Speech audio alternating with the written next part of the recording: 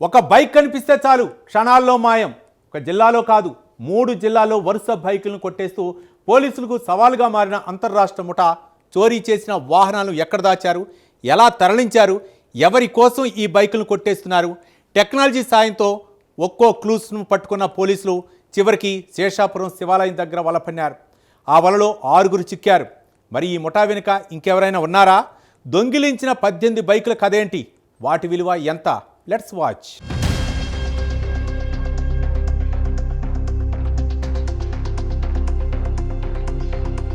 తిరుపతి జిల్లా చంద్రగిరి పరిధిలో బైక్ కనిపిస్తే చాలు టార్గెట్ చేసేవారు. రాత్రి పగలు అనే తేడా లేకుండా వాహనాలను కొట్టేస్తూ 1 కాదు 2 కాదు, ఏకంగా 3 జిల్లాల్లో పోలీసులకు సవాల్గా మారారు.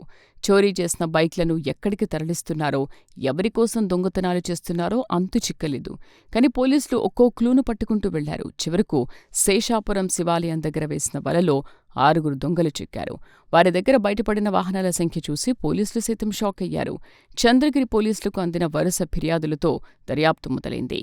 తిరుపతి, చిత్తూరు, నెల్లూరు జిల్లాల్లో వేర్వేరు ప్రాంతాల్లో బైక్లు మాయమవుతూ ఉండడంతో ఈ చోరీల వెనుక ఒకే ముఠా ఉందా అన్న కోణంలో పోలీసులు దృష్టి పెట్టారు. సాధారణంగా జరిగే దొంగతనాల్లా కాకుండా వాహనాలు చోరీ అయిన ప్రాంతాలు, సమయాలు, నిందితుల కదలికలను పోల్చుతూ దర్యాప్తు కొనసాగించారు.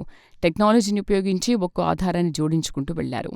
పోలీసుల దర్యాప్తులో కీలకమైన క్లూ లభించడంతో నిందితుల కదలికలపై నిఘా పెంచారు. చివరకు నారావారిపల్లి, భీమవరం రోడ్డులోని శేషాపురం శివాలయం సమీపంలో అనుమానాస్పద కదలికలను గుర్తించారు. పోలీసులు పక్కా ప్లాన్తో అక్కడకు చేరుకున్నారు. అనుమానం రాకుండా నిఘా పెట్టి సరైన సమయం చూసి 6 అదుపులోకి తీసుకున్నారు. మొదట సాధారణ విచారణగా మొదలైన ప్రశ్నలు కొద్దిసేపటికే భారీ వాహనాల చోరీ ముఠా గుట్టును బయటపెట్టాయి.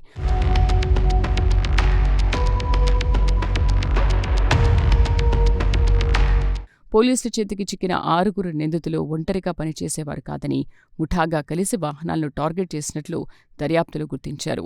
ఒక్కో ప్రాంతంలో బైక్ను కొట్టేయడం, ఆ తర్వాత వాటిని మరో ప్రాంతానికి తరలించడం, ఇలా పోలీసులకు చిక్కకుండా వ్యవహరించారు. ఈ ముఠా కదలికలు ఒక్క తిరుపతికే పరిమితం కాలేదని, చిత్తూరు, నెల్లూరు జిల్లాల్లోనూ వాహనాలను చోరీ చేసినట్లు గుర్తించారు. అసలు ఈ ముఠా నుంచి ఎంతమంది బైక్లను కొట్టేసిందో లెక్క తేల్చే క్రమంలో పోలీసులకు మరో షాకింగ్ విషయం బయటపడింది. నిందితుల వద్ద ఏకంగా 18 ద్విచక్ర వాహనాలు లభించాయి. వాటితో పాటు ఒక ఆటోను కూడా స్వాధీనం చేసుకున్నారు. స్వాధీనం చేసుకున్న వాహనాల మొత్తం విలువ సుమారు 20 లక్షలుంటుందని తెలిపారు. అంటే ఒక్కో వాహనం చోరీ వెనుక ఎంత పక్కా ప్లాన్ ఉందో ఈ రికవరీ చూస్తే అర్థమవుతోంది. ఇక ఈ కేసులో అసలు కీలకంగా మారింది టెక్నాలజీ. ఎక్కడ వాహనం మాయమైంది, ఆ సమయంలో అనుమానితులెక్కడున్నారు, చోరీ తర్వాత వాహనం ఏ దిశగా వెళ్లింది వంటి వివరాలను సాంకేతిక ఆధారాలతో పోలీసులు విశ్లేషించారు. అదే ఆధారాలు చివరకు నిందితుల కదలికలను బయటపెట్టాయి. పోలీసులకు దొరకకుండా ప్రాంతాలు మారుతూ తిరిగిన ముఠా చివరకు పోలీసుల వ్యూహం ముందు చిక్కక తప్పలేదు.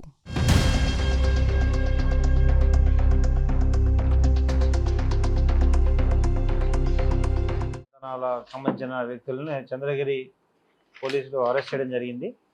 ఇందులో ముఖ్యంగా చిత్తూరు, నెల్లూరు మరియు తిరుపతి 3 జిల్లాల్లో అంతర్రాష్ట్రంగా దొంగతనాలు చేస్తూ వాటిని వెహికల్స్ని అమ్మడం జరిగింది. ముఖ్యంగా మొత్తం 4 మెంబర్స్ని అరెస్ట్ చేయడం జరిగింది. ఇందులో వీళ్ళ ద్వారా దాదాపు 18 2 వీలర్స్, ఒక ఆటోని కూడా సీజ్ చేసి కోర్టుకు పెట్టడం జరుగుతుంది. ఆల్మోస్ట్ దీని వాల్యూ 20 lakhs. ఈ దొంగతనం ద్వారా ముఖ్యంగా చంద్రగిరిలో కేసు ఫస్ట్ రిజిస్టర్ చేసిన తర్వాత టెక్నికల్ ఎవిడెన్సెస్ని ఆధారం చేసుకొని పూర్తిగా విచారణ చేశారు.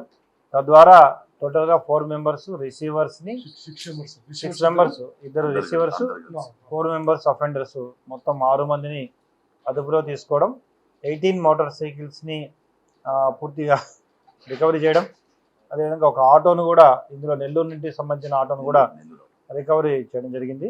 ఈ రికవరీలో ప్రధాన పాత్ర వహించిన డిఎస్పి చంద్రగిరి మరియు చంద్రగిరి ఇన్స్పెక్టర్ ఎస్ఐస్ అండ్ టీంని అభినందించడం జరుగుతోంది. ఈ దొంగతనం ద్వారా మోటార్ సైకిల్స్ని కూడా చాలామంది రిసీవ్ చేసుకుంటున్నారు. తెలియకుండా దొంగతనం జరిగిన వెహికల్స్ కొంటున్నారు. పూర్తిగా తగిన సమాచారం ఉంటేనే కొనాలి. అటువంటి ఏదైనా అనుమానంగా ఉన్నప్పుడు తప్పకుండా పోలీసు వారికి తెలియజేస్తే వారి సమాచారాన్ని గోప్యంగా ఉంచి తగిన చర్య తీసుకోవడం జరుగుతుంది.